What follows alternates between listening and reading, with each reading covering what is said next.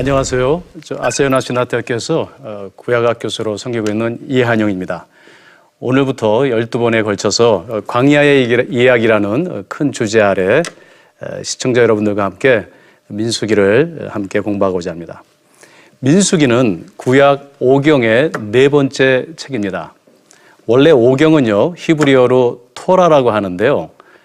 토라라는 히브리어 단어는 야라라는 동사에서 유래되었습니다. 파생된 것인데요. 야라 그러면은 가르치다, 교훈하다, 혹은 지도하다, 인도하다라는 말이 됩니다. 즉 하나님의 교훈이고 하나님의 지도하심이 이 민수기 책, 이 토라 5경 안에 내포되어 있습니다. 원래 이 토라는 5경은 하나의 큰 이런 두루마리였습니다.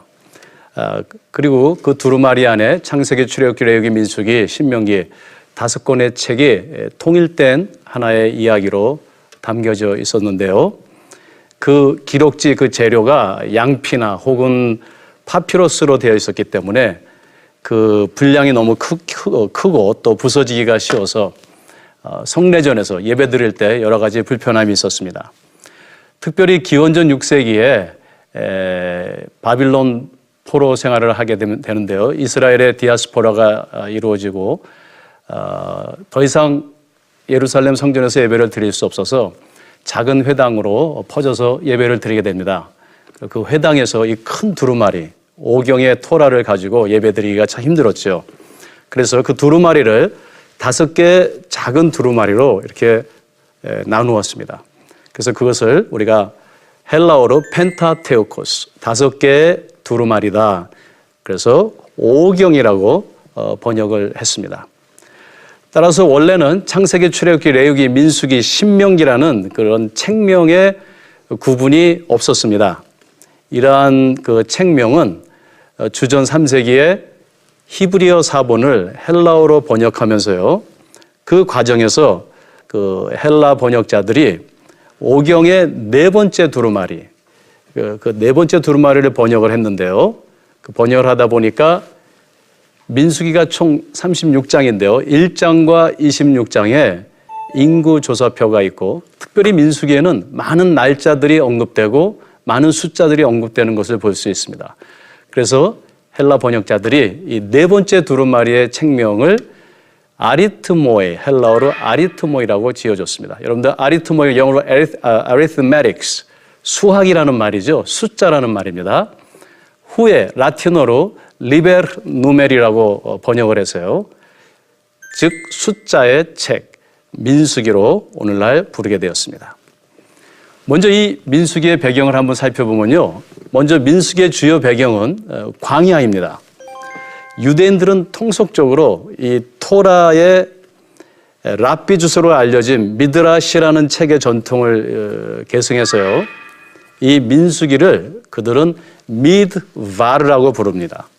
미드바르라는 것은 광야에서 그런 말입니다. 우리는 흔히 광야와 같은 인생이라는 말을 많이 하는데요. 5경에서 광야는 아주 부정적인 어떤 누안스, 그런 의미만 가진 것이 아니라 아주 긍정적인 또 은유적인 의미를 함축하고 있습니다. 먼저 부정적인 의미로 우리가 광야 그러면은 아주 메마름, 또 고난, 갈등, 불평, 원망, 심판, 죽음 등등으로 그렇게 암시되는 어떤 인생의 실패를 떠오르기도 합니다. 저희 할머니께서 97에 돌아가셨는데 저한테 자주 그런 말씀하셨어요. 인생은 고난이야 그러셨어요. 인생은 고난. 고난이 싫으면 가서 묻혀 그래요. 인생 equals 고난. 광야는 그러한 고난을 상징하기도 합니다. 그러나 긍정적 의미로 우리가 살펴보면요. 5경을 우리가 잘 읽어보면은 사실 5경의 주요 배경은 80% 이상이 광야에서 일어나는 일입니다.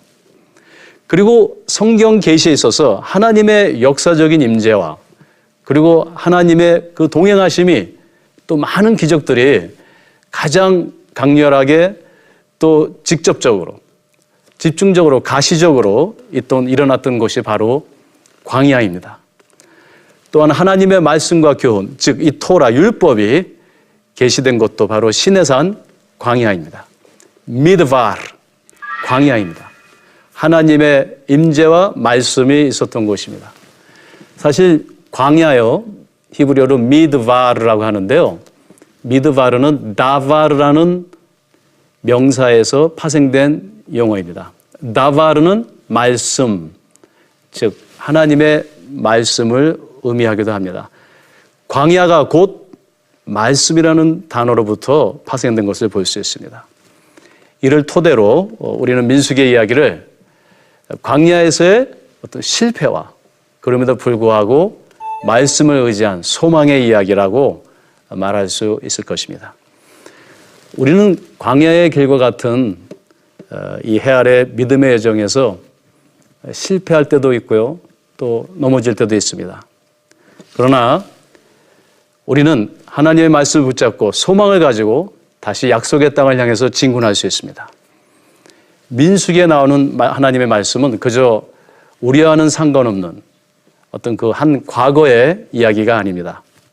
이는 오늘날 바로 우리가 살아가는 모든 신앙인들의 이야기며 이 이야기를 통해서 우리 믿음의 정에서 하나님이 원하시는 그런 저와 여러분들이 거룩한 백성 그리고 제사장 나라가 될 수 있기를 바랍니다. 먼저 이 민수기의 이야기를 잘 살펴보면요, 총 36장으로 구성되어 있습니다. 1장부터 36장까지인데요.